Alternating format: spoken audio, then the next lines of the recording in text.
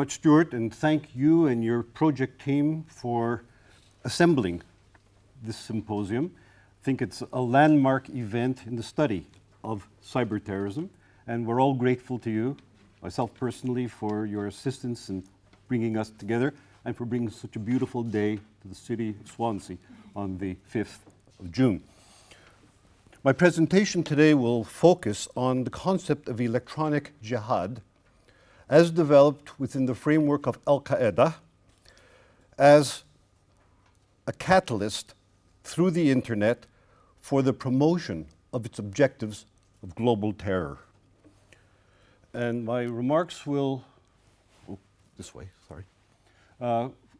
focus on three dimensions of those issues. One is the strategy of electronic jihad. Secondly, the operational elements of electronic jihad. And thirdly, the actual application of electronic jihad in terrorist activities. The strategy of electronic jihad.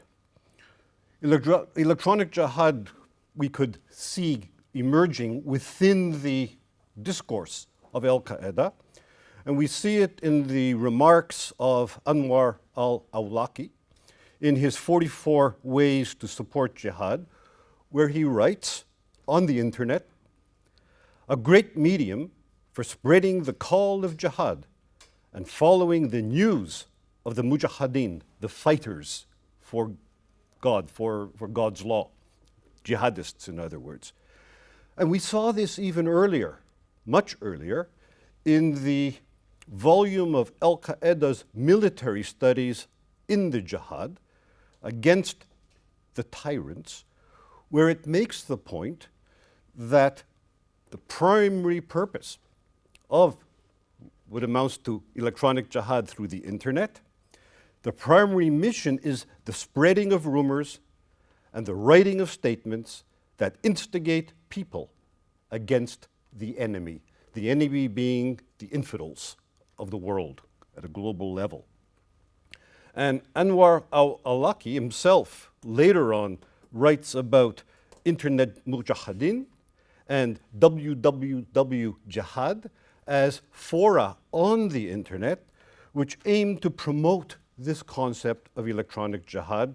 And to quote, many of the ideologues who underline their support for what we see as electronic jihad, the insistence that, quote, any attempt to spite the enemy and to endorse religion is legitimate to them according to Islamic law. I want to make the point that much of the purpose of electronic jihad can be understood within a broader framework of the Al-Qaeda 20-year strategy, which was introduced around the year 2000, became public information about 2001, a 20-year strategy in which the current phase, starting in the year 2013 to 2016, which is stage 5 of that strategy, is termed the mobilization of Muslims for the proclamation of the caliphate. And the idea being that electronic jihad at this stage is intended and directed at Muslims to mobilize them for the caliphate, Muslims in the Ummah, in the Muslim world, but also in the diaspora. And a quick word on diaspora. The current situation globally, where Muslims have migrated to historically non-Muslim societies, is virtually unprecedented in the history of Islam. And for the first time, Islam finds itself having large communities of Muslims in societies where the majority is, in those terms, infidel or secular or whatever. And much of my remarks will be focused, in fact, on the electronic jihad directed at these Muslim minorities in Western democracies, though we have to understand that electronic jihad is also in fact, more importantly, directed today at the promotion or the mobilization of Muslims for the restoration of a caliphate. In other words, Muslims in the Muslim world. The elements of electronic jihad. Now, these elements derive from a Canadian court case where an individual was charged with having promoted terrorism on the internet in his capacity as an editor of the Global Islamic Forum. He was convicted in court of law. This was Said Namu. And the court had provided in its ruling a list of the kinds of activities which Mr. Namu had promoted for the Global Islamic Media Forum, which violated Canadian terrorism law. I should add that his conviction was appealed, and the Court of Appeal sustained the appeal, as did the Supreme Court of Canada. So this stands as a court-authenticated list of the kinds of activities demonstrated for the promotion of electronic jihad. And these included the inciting of violent jihad, urging support for militant jihadist groups like Al-Qaeda and its affiliates, the dissemination of Al-Qaeda propaganda, the glorifying of jihadist martyrs, martyrs being mujahideen who are killed in the course of enforcing a violent jihad, and who, according to Sharia, as interpreted by the Al-Qaeda supporting ulama, they go straight to God. So in fact, they're glorified. Also, providing advice on computer security and instructions about hacking into other computer networks. In other words, counterintelligence and intelligence and espionage. Also, the delivery of military training to carry out violent jihad. Also, webcasting news reports from jihadist battlefronts. Publishing online magazines such as Sawt al-Jihad, which is the voice of jihad in Arabic, and Inspire magazine, which is an English language production of Al-Qaeda in the Arabian Peninsula. We'll be saying more about it both in my presentation and I'm sure in other presentations. The translation of propaganda material, which is important in the sense that, as mentioned, the main objective of Al-Qaeda today is mobilization of Muslim forces for the caliphate. It would be in Arabic. But the diaspora speak other languages, and for purposes of this presentation, the other language which I'll be mainly addressing is a language called English, spoken by some people in Canada. Angela says I don't speak it at all, but that's a different issue. Then we have psychological warfare threatening targeted societies. Those are what the court determined as the main elements of electronic jihad. Oh, sorry, it's this way. Yes. So what are the comparative advantages of jihad in its electronic format? Oh, pardon, it's the next one. Yeah. Yeah. What are the comparative advantages? Comparative advantage being an economic concept which just ranks benefits, so to speak. It doesn't say one is a benefit and one is not. It ranks them. And this is not necessarily a ranking by importance, but a ranking by what came to mind as I was writing it. The first is the digitalization of information, which means that whatever is communicated through the internet in the form of electronic jihad can be infinitely copied and forwarded without any loss of fidelity, and it can be disseminated endlessly. which, if you think of it, is a remarkable innovation compared to the old style of writing texts by hand or typing documents. Infinite digitalization is infinite dissemination. Then there's global reach, which obviously is attendant to that, where the scope and reach of digital ummah links up the entire world. People, from fellow travelers to committed people to neutral people across Asia, the Middle East, Western Europe, the Americas, as well as the Muslim world, can be reached by this digital format of electronic jihad. Then there is the homogenization of jihadist political culture, a bit more complex idea, which reflects the notion that political attitudes and religious sentiments can be shaped by a relentless flow of identical messages and images across cyberspace. In other words, there's a consistency of a culturalization through electronic jihad with global reach and infinite dissemination, which creates, and this is the other point of comparative advantage, it creates a virtual ummah, virtual in the digital sense, that challenges traditional Muslim authorities. It's unbounded by territory or civic loyalty. Unlike, again, national ulema, if you're an alim, let's say in Turkey or elsewhere, you're usually bound by people's acknowledgement of your status as a religious authority. This is global, creates a virtual ummah. It spawns virtual radicalism among prospective recruits. Doesn't only target people who are committed, it targets people who could be potentially committed, spawns virtual recruits.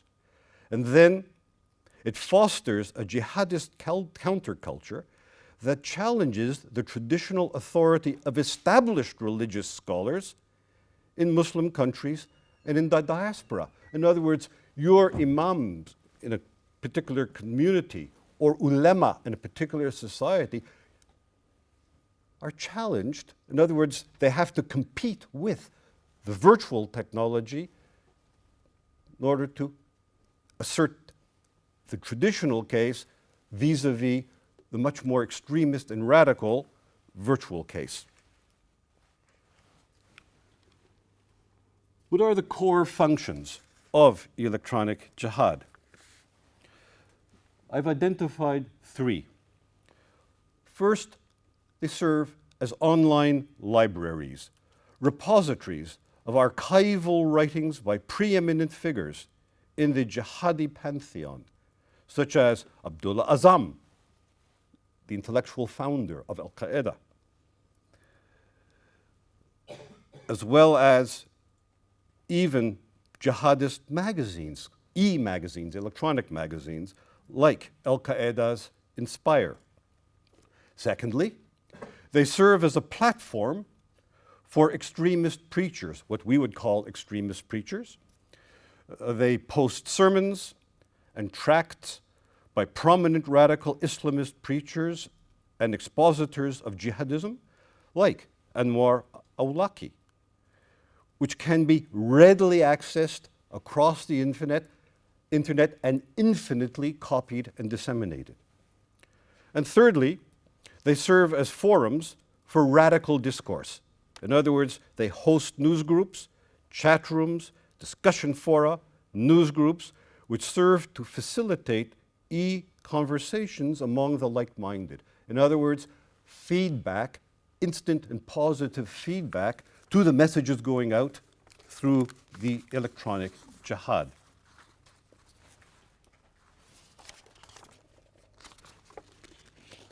What are the operational elements of this electronic jihad?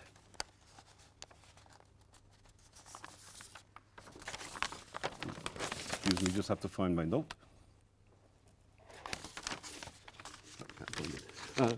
we do a content analysis of electronic jihad, and we find that there's a discourse there on Islamic values and jihadist purpose. Radical Islamic doctrine is configured for Muslim diaspora communities. And this is a key element in their view of the global jihad, mobilizing the diaspora. And so they purvey Al-Qaeda's militant Islamic doctrine to a targeted audience. And it's interesting that the target audience is educated people, especially English-speaking Muslim youth, including converts. And this cuts against a myth which says that it's the so-called marginalized and impoverished people who are being targeted and mobilized. In fact, it's well-educated. And there's a fascinating Oxford University study by the School of Sociology which claims that the vast majority of the educated jihadists who've been captured in the European theater are people with degrees in engineering, then comes computer science, and then comes medicine. Very high profile education. What's missing, proudly, is political science and philosophy. And so if a border guard ever has a suspicion that a person may be a potential terrorist, ask if they study philosophy. They say, oh yeah, the person is absolutely innocent. Then you have incitement for jihad from within. And this is an al-Awlaki concept, from within the so-called Western jihad. And that's intended to actually revolutionize the diaspora itself. And thirdly, to provide guidance for personal engagement. Electronic jihad guides individuals how to become personally and individually committed to the purpose. And the finest expression of that is in Al-Awlaki's 44 ways to support jihad. If you see it, list of 44 actions that an individual could undertake to commit themselves to global jihad. The operational thrust of the electronic jihad message. And my information here is derived, secondhand, I must say, from an important book by Max Taylor and Gilbert Ramsey, Violent Radical Content and Relationship Between Ideology and Behavior, which was published in Countering Violent Extremist Narratives by The Hague, the National Coordinator for Counterterrorism in the Netherlands in 2010. And they find that the main thrust of electronic jihad focuses on 8, I think, activities. Firstly, and very importantly, subverting Muslim communities in Western democracies. Subverting not only against their civil society, but against Muslim religious institutions, we'll call them traditional Islam, in Western society. Subversion. Secondly, distracting governments from reacting to radical Islamism. I was surprised by this one, but their point is that the internet prompts governments to focus on the internet and not on the subversion. Focus on the mechanism, not on the target. I see I have 1 minute, so let me finish quickly. Thirdly, cultivating a positive community attitudes towards acts of terrorism and jihad violence. Then offering ideological justification to acts of political violence and terror. Providing technical instructions and operational guidelines for terrorist acts. Promoting the involvement of and preparatory activities that expedite terrorist activities, and then encouraging personal engagement in terrorism. And lastly, what are some of the actual actions which derive? And my own work, I've seen the internet electronic jihad involved in incitement, in recruitment, in training, in tactical guidance for attacks, in cyber warfare, and also, I should add, in terrorism finance.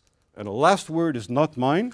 Last word is from the head of Al-Qaeda himself, the Emir Ayman al-Zawahiri, who says, and I quote, "If we are not able to produce weapons equal to the weapons of the Crusader West, we can sabotage their complex economic and industrial systems and drain their powers.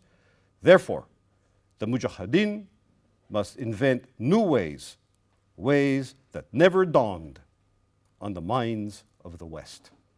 And that's our challenge, to find those ways. Thank you very much.